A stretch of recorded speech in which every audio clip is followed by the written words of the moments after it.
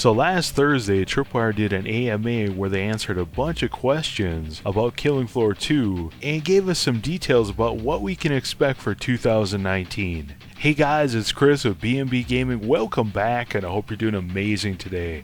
Thank you for taking the time to check out this video, and thank you for your likes, your shares. Definitely appreciate it. And before we get rolling here, let me give you a quick PSA that the PC beta for the Killing Floor 2 Spring update called Cyber Revolt is live right now. And it started on Thursday. I'm not sure when this video will get posted, but it started Thursday, February 28th. And according to the patch notes, this is Beta Wave 1, and Beta Wave 2 is supposed to start on the 12th of March. So I'm guessing we're going to get the full launch March 26th. I guess we'll have to wait and see. Now, as far as the AMA goes, I want to give a big shout out to a noob slayer who collected all the answers to these questions and hyperlinked them to the questions, and it saved me a lot of time, so big thanks. Now, what I did here is I organized these into different categories, and I'm going to leave a link to a Noob Slayer's post in the description below, so if you want to read it for yourself, you can go and do that. But what I did is I took these and I put them into different categories. Now, to start with, I'm going to start with a miscellaneous question category, and then I'm going to move into a if the community wants these features category, and finally into information about what we can expect from Killing Floor 2 in 2019. Now let's start with the miscellaneous questions. The first question was about the trader voice and bringing back the old trader and basically giving us the option to be able to select what announcer we wanted. And Tripwire responded and said that there currently aren't any plans to add an announcer pack or the ability to change to a different announcer. And they also said that it's unlikely that the old trader from Killing Floor 1 would return because she was voiced by a local voice actor in the, I think, Atlanta area, and they lost touch with her. And as far as the lore goes, and this is a spoiler, the trader from Killing Floor 1 is dead.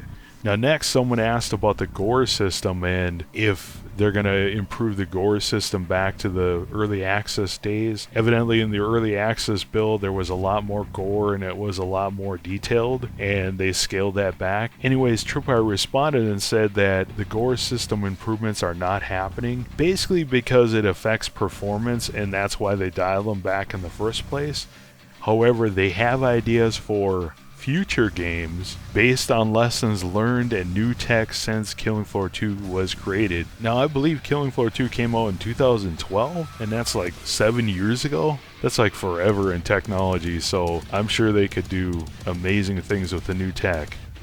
Another miscellaneous question was about the vault and vault crates and basically the no duplicate system, and I think this was my question. Anyways, they replied and said that there are no plans to add the no duplicate system to vault crates, and the reason why was, they said, mainly so they can provide a consistently reliable system for other crates and keys on the back end. So I'm guessing that's their system right now for Killing Floor 2, and at this point in Killing Floor 2's lifespan, it's been out for what, 7 years? They probably don't want to invest a bunch of development time and resources into improving that when, hopefully a new game's on the horizon.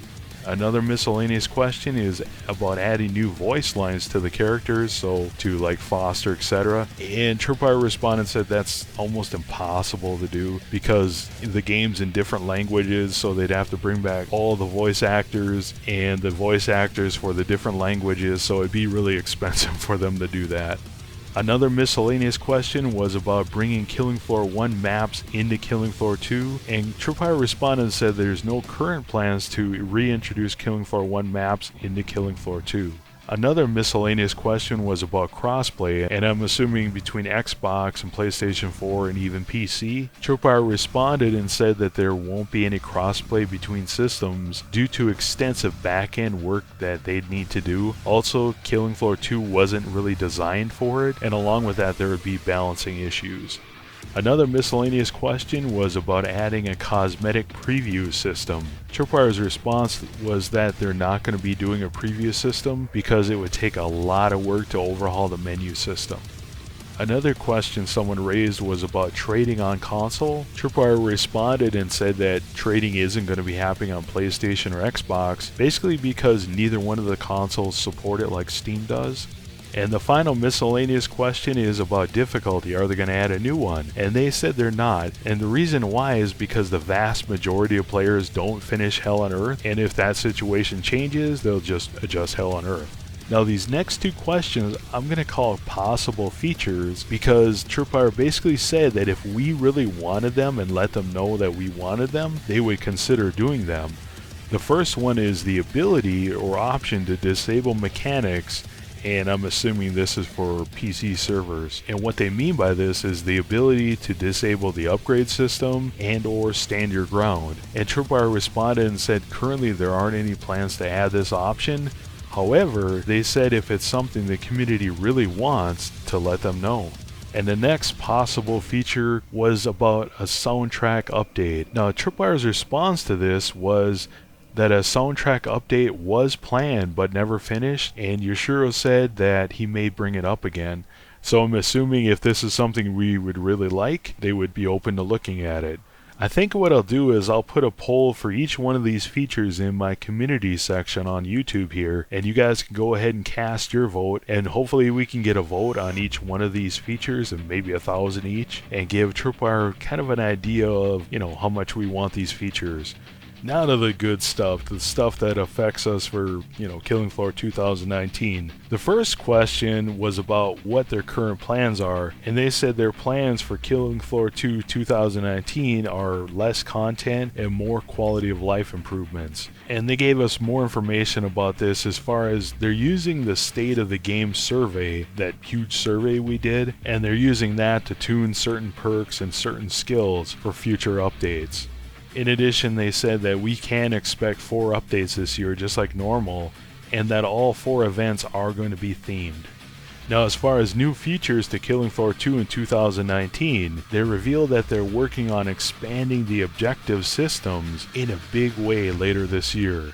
They also talked about adjusting the DOS rewards for Stand Your Ground, and what they want to do is they want to adjust them so we get higher rewards on higher difficulties. And my suggestion here, I don't know if they'll watch my videos or not, but my suggestion is that we should also get a higher reward on higher rounds. So if you have a 10 round game and you have a Stand Your Ground on, round 9, you should get more DOS than you would on, say, round 2.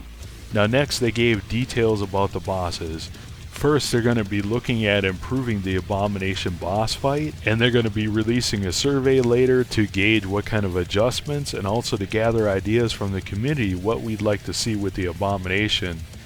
Next, they did confirm they are working on a new boss for Killing Floor 2, but they also stated that it's one of the hardest things to develop for Killing Floor 2, so it's going to take a little bit of time. Now as far as the upgrade system, they confirmed that the improved upgrade system, work on it has been put on hold to prioritize other stuff.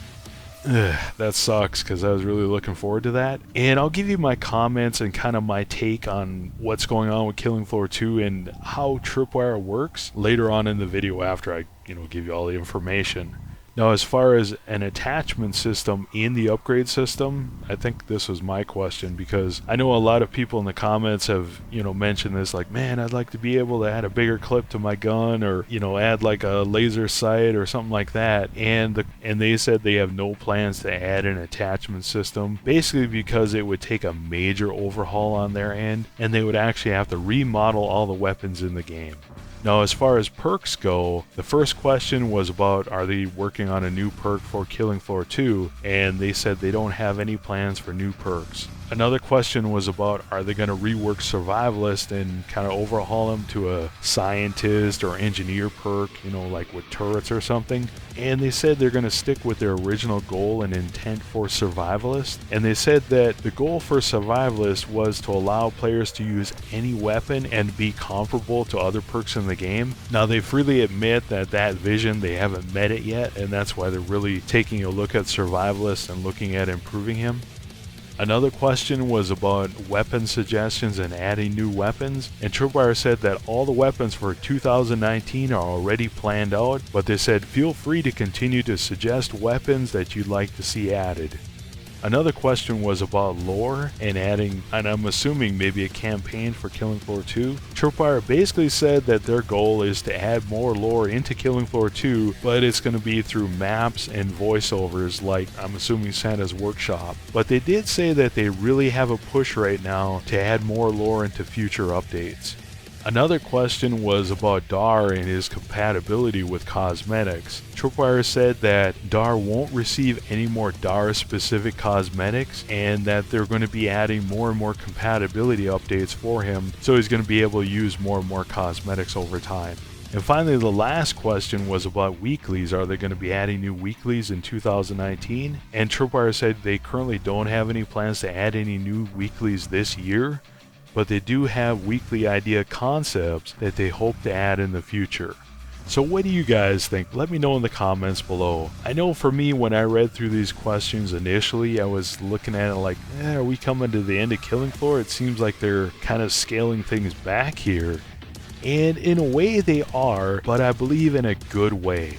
I read through some of their answers and it sounds like they're really using that giant survey we took to go back and really tune Killing Floor. And if you look back over the last year and a half or 2 years, they've added a lot of different features into this game, a lot of different weapons into this game that haven't really been tuned as well as maybe they could be. I guess you'd say it that way. And for example, if you look at Stand Your Ground, they talked about looking at the DOSH values for different difficulties, etc. And if you think about it, that's what they're going to be doing in 2019. They're going to be looking at different mechanics, fine-tuning different areas in Killing Floor 2 to make it a lot better.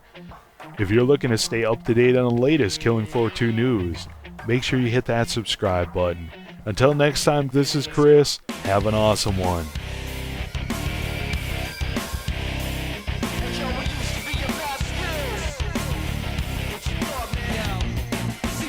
Get knocked off. I don't talk a lot, I drop it hard more than